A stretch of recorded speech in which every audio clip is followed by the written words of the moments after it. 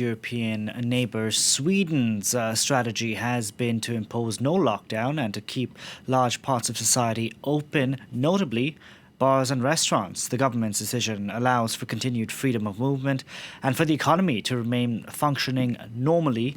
But although the move was widely backed by the public, the latest figures are not as good as many in Sweden may have hoped for. For more, we can bring in France 24's international affairs editor, Philip Turle. Philip, was it a good decision by the Swedish authorities not to go ahead and impose a lockdown, opting instead to expose more and more people to the coronavirus? Well, if you look at the figures, Delano, the Swedish authorities will say that they made the right decision by not locking the country down. Now, you have to remember, this is almost the only country in Europe where there's been no lockdown and where, as you were saying, bars, restaurants, cinemas and cafes are all still open. Now, if you look at the figures, I'll give you some figures and then it'll be easier to understand.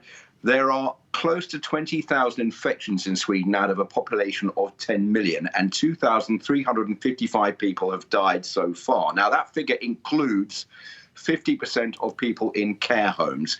That's a figure that is not added to the casualty toll in many other European countries, which only give the death toll from hospitals. So 2,355 people have died in Sweden so far. Now, 233 people die per million in Sweden. That seems like a high figure, but that is well below many of Sweden's neighbours, notably half of that in Spain and a third less than here in France. So the Swedish authorities will say we made the right decision because the death toll per million is a lot less than it is in many other European countries that have been locked down.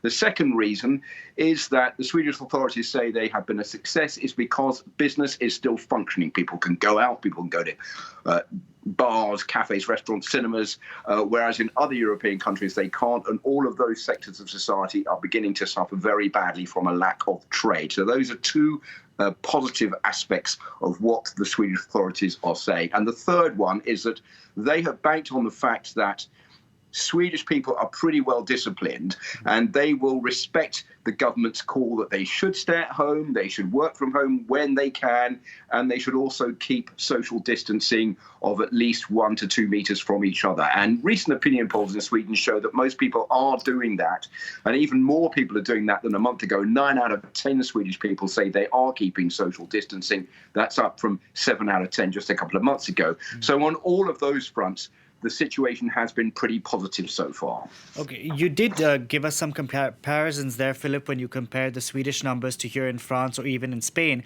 But how is Sweden doing when you compare it to other Scandinavian countries? Have they done any better? Well, that's where things begin to fall a little bit flat, Delano, because if you look at what's been going on in Sweden's immediate neighbours, that's Denmark, that's Norway, and that's Finland, things are not quite so good for Sweden.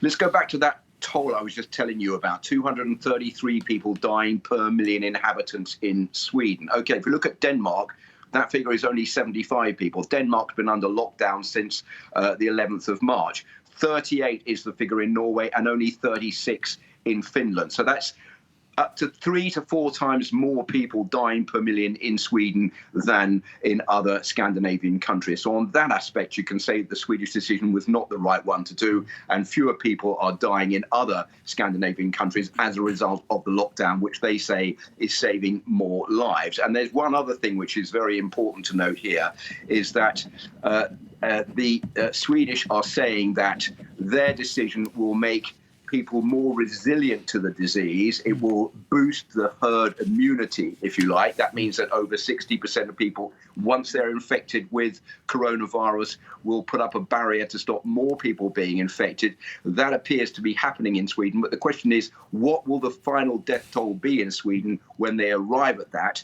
That is something that we still don't know the answer to. But will Sweden have the last laugh in this? Will Sweden have higher immunity? We'll have to see. Time will tell. We'll see what happens, Philip. Thank you very much for that, Philip Turle there.